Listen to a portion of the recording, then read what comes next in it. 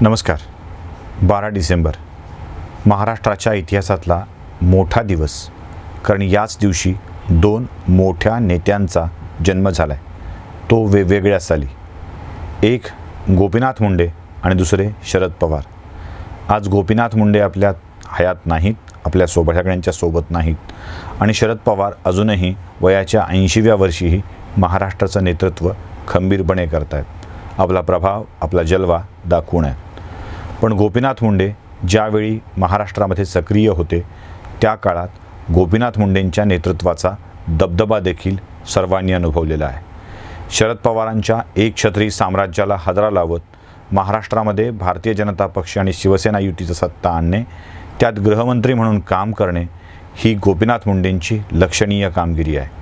सत्ता दीर्घकाळ हातात नव्हती तरीही रुबाब, प्रतिष्ठा, शब्दाला वजन या गोष्टी गोपीनाथ मुंडेंनी कायम ठेवलेल्या आहेत. सर्वसामान्यांशी जोडलेला, सामान्यांशी कायम नाळ जोडून असलेला आणि कशालाच नाही न म्हणणारा नेता महाराष्ट्रानं दीर्घकाळ अनुभवला आहे. गोपीनाथ मुंडे नाही म्हणतच नव्हते आणि कोणतंच काम शक्य नाही असंही म्हणत नव्हते. सगळ्याच माणसांना समाधानी करण्याची आणि काम नाही झालं तरीही ते नाही ज्याचं झालं नाही त्या माणसालाही वाईट वाटू न देण्याची हातोटी गोपीनाथ मुंडेंच्यामध्ये होती. म्हणूनच ते लोकनेते ठरले. याच लोकनेत्याच्या आयुष्यातील काही महत्त्वाच्या घटना तुम्हाला सांगणार आहे. काचं कारण असं आहे की आज गोपीनाथ मुंडेंच्या स्मृतिदिनानिमित्त रक्तदान करण्याचं आवाहन सगळ्या ठिकाणी केलं जातं आहे.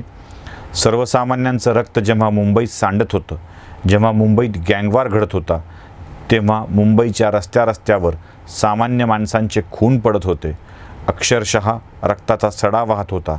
हा रक्ताचा सडा बंद करण्याचं काम करणारे गृहमंत्री म्हणून गोपीनाथ मुंडे यांचं नाव घ्यावं लागेल. 1995 ते 99 या युती सरकारच्या कालखंडात अत्यंत कठोरपणे गोपीनाथ मुंडेंनीच भूमिका घेत गँगवॉर संपुष्टात आणलं होतं, हे जाणीवपूर्वक सांगावं लागेल.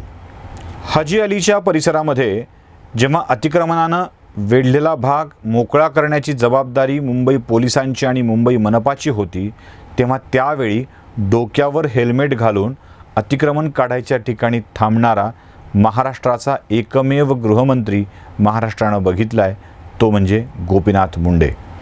हाजी अलीच्या परिसराचा श्वास मोकळा करून, पेडर रोड करून वरळीच्या दिशेने जाणारी वाहतूक अधिक वेगवान करण्याचं श्रेय जातं ते गोपीनाथ मुंडे यांनाच. खरं तर इथलं अतिक्रमण काढणं हे अशक्यप्राय होतं, कारण तिथे गुंडांचीच अतिक्रमणं जास्त होती. फक्त रस्त्याचा श्वास मोकळा केला असं नाही, तर गोपीनाथ मुंडेंनी मुंबईचा सुद्धा श्वास मोकळा केला असंच म्हणावं लागेल.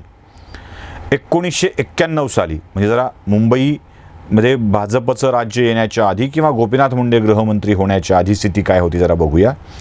1991 साली 474 खून झालेले होते. 1992 साली 488 खून झालेले होते. तर 1994 साली 687 खून मुंबईमध्ये झाले होते. साधारणतः रोज 1 किंवा 2 असे मुडदे मुंबईमध्ये पडत होते. आणि यानंतर 1995 साली राज्याचे गृहमंत्री म्हणून गोपीनाथ मुंडे यांनी शपथ घेतली. आणि नंतरची स्थिती काय आहे जरा बघूया.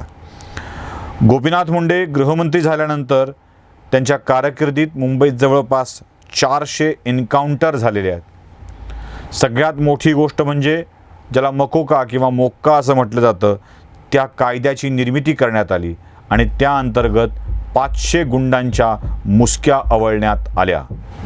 500 एन्काउंटर, 500 लोकांच्या मोक्का अंतर्गत मुसक्या आवळणं, एकूणच मुंबईच्या शुद्धीकरणाची ही प्रक्रिया होती. आणि मुंबईच्या याच शुद्धीकरणाचा परिणाम म्हणून मुंबईमधून अंडरवर्ल्ड जवळपास संपुष्टात आलं होतं. मग तो भायखळा असेल की डोंगरीसारखा भाग, डॉकयार्ड असेल की अजून कुठल्या सूतगिरणीच्या जागेभोवती जमा झालेला गुंडांचा विळखा. गोपीनाथ मुंडेंनी हा गुंडांचा विळखा संपूर्णतः संपवून टाकला होता.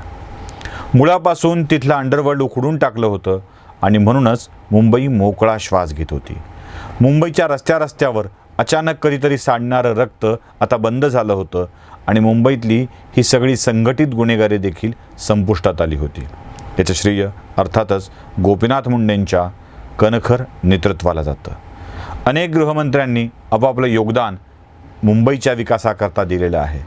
आबांनी डान्सबार बंदीचा निर्णय आणला आणि मुंबई थोडीशी का होईना अजून शांत झाली.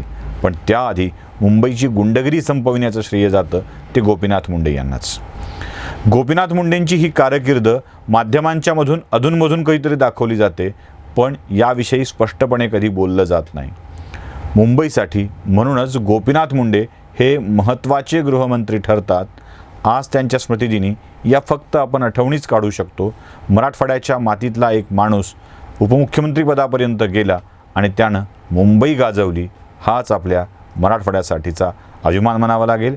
त्यांच्या जयंतीदिनी समस्त मराठवाडा त्यांच्या स्मृतीस विनम्र अभिवादन करतो आहे.